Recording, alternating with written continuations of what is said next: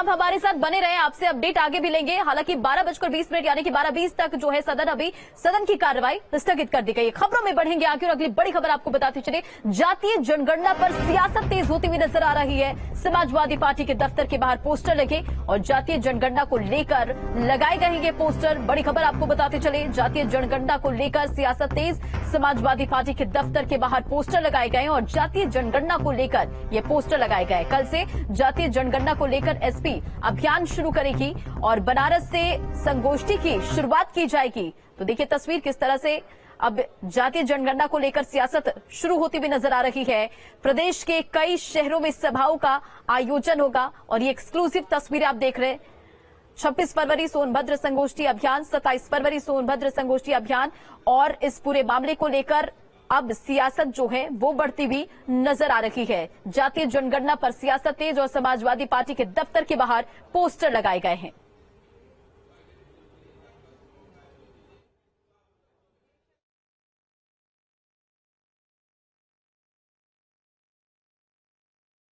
आगामी चुनाव में समाजवादी पार्टी जातीय जनगणना को एक बड़ा राजनैतिक हथियार के रूप में इस्तेमाल करने वाली है और जातीय जनगणना को लेकर ही समाजवादी पार्टी के दफ्तर के बाहर एक बड़ा सा पोस्टर लगाया गया है जिसमें जातीय जनगणना का जिक्र किया गया है और साथ में समाजवादी पार्टी जातीय जनगणना को लेकर जिस अभियान को शुरू करने वाली है उस अभियान का पूरा ब्यौरा यहां पर लिखा हुआ है। आप देख सकते हैं कि 24 फरवरी यानी कि कल से ये अभियान समाजवादी पार्टी का बनारस से शुरू हो रहा है और कल से लेकर 5 मार्च तक ये अभियान उत्तर प्रदेश के तमाम शहरों में चलेगा।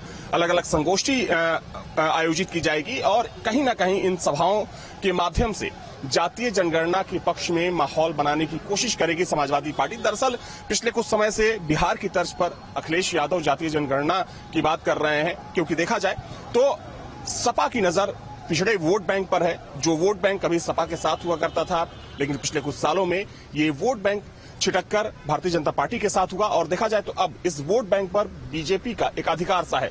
लेकिन अब समाजवादी पार्टी की कोशिश यही है कि जातीय जनगणना के जरिए इस वोट बैंक को अपने पाले में लाया जाए। संगोष्ठी आयोजित करने वाली है जातीय जनगणना को लेकर, उस पर आने वाले समय में समाजवादी पार्टी को कितना समर्थन मिलता है ये देखने वाली बात होगी, क्योंकि उसी के बाद और उसी के जरिए आने वाले समय में आगामी चुनाव में समाजवादी पार्टी इसे एक बड़ा राजनीतिक हथियार बनाने वाली है। वीडियो जर्नलिस्ट विखान के साथ अविनाश सिंह, न्यूज स्टेट लखनऊ। और संवाददाता अविनाश हमारे साथ लाइव जुड़े हुए, सीधा उनका रुख करते हैं। अविनाश, जातीय जनगणना पर सियासत तेज होती हुई नजर आ रही है, साफ दिख रहा है। समाजवादी पार्टी के दफ्तर के बाहर पोस्टर लगाए गए, क्या मैसेज देने की कोशिश की गई और क्या जिक्र किया गया पोस्टर में? देखिए रंजना, जैसा कि हम लोग पहले बातचीत कर रहे थे कि इस मुद्दे को समाजवादी पार्टी लगातार हवा देने की कोशिश में है और आगामी चुनाव के मद्देनजर इसे एक बड़ा राजनीतिक हथियार के तौर पर समाजवादी पार्टी इस्तेमाल करना चाहती है। क्योंकि देखिए सबसे महत्वपूर्ण बात यह है कि जो 50% ओबीसी वोटर हैं, देखा जाए तो अगर हम 10 से 12% के आसपास जो यादव वोटर हैं, अगर उनको हम एक तरफ रखें तो कहीं ना कहीं जो ओबीसी वोट बैंक है उस पर बीजेपी का अब कब्जा समाना जा रहा है। तो उसी वोट बैंक में सेंधमारी की कोशिश है और समाजवादी पार्टी को लगता है कि अगर बिहार की तर्ज पर समाजवादी पार्टी इस मुद्दे को हवा देती है या हवा देने की कोशिश करती है या इस मुद्दे पर चुनाव लड़ती है तो उसे बिहार की तर्ज पर जैसे आरजेडी को फायदा हुआ तो समाजवादी पार्टी को फायदा हो सकता है। लेकिन ये बात की बात है, क्योंकि देखिए दोनों जगह जो दोनों राज्य हैं, दोनों राज्यों का जो एक कह सकते हैं कि पॉलिटिकल एजेंडा, चाहे एजेंडे की बात करें या जो एक राजनीतिक परिदृश्य होता है, तो उसमें काफी फर्क है, जमीन आसमान का अंतर है। तो समाजवादी पार्टी इस मुद्दे पर लीड ले पाएगी नहीं ले पाएगी ये तो बात की बात है, लेकिन फिलहाल की स्थिति यह है कि समाजवादी पार्टी इस मुद्दे को लेकर अब एक अभियान के तहत पूरे प्रदेश में जाने वाली है। कल से चूंकि 24 फरवरी से बनारस में पहला अभियान, जो पहली सभा है बनारस में रखी गई है और उसके बाद तकरीबन 1 दर्जन ऐसे बड़े शहर हैं उत्तर प्रदेश के जहां पर संगोष्ठी का आयोजन करने वाली। देखिए मैं नरेंद्र कश्यप जो कि सरकार में मंत्री हैं और भारतीय जनता पार्टी ओबीसी मोर्चा के अध्यक्ष भी हैं, उनसे बातचीत करने की कोशिश करता हूं क्योंकि वो बेहतर बता सकते हैं। मेरे साथ नरेंद्र कश्यप जी हैं। रंजना, आप मंत्री भी हैं, बीजेपी ओबीसी मोर्चे के अध्यक्ष भी हैं। समाजवादी पार्टी जातीय जनगणना की बात कर रही है, किस तरीके से देखते हैं और सरकार का क्या रुख है? दो बातें बहुत महत्वपूर्ण है। जातीय जनगणना के बारे में विधानसभा में हमारी सरकार की तरफ से माननीय मंत्री जी ने बहुत स्पष्ट उत्तर दिया था कि जातीय जनगणना का विषय केंद्र की सरकार से जुड़ा है उत्तर प्रदेश सरकार का इस विषय से कोई कंसर्न नहीं है, इसलिए केंद्र सरकार जब इस पर निर्णय ले ये उनको सोचना है।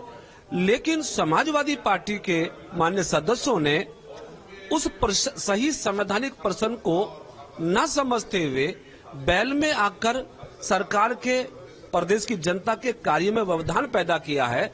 मैं समझता हूं कि विधानसभा का समय बहुत कीमती है और समाजवादी पार्टी हो या विपक्षी पार्टी हो, प्रदेश की जनता सदन से उम्मीद करती है, सरकार से उम्मीद करती है कि उनके सवाल लिए जाएंगे, उनको मुद्दों पे चर्चा होगी, लेकिन जनता के मुद्दे सदन में ना उठे। शायद ऐसा कदम समाजवादी पार्टी के लोग उठा रहे हैं जिसको जनता देख रही है। वीरेंद्र जी, ये तो सदन के अंदर की बात रही, लेकिन कल से समाजवादी पार्टी इस मुद्दे पर प्रदेश भर में एक अभियान शुरू करने वाली है।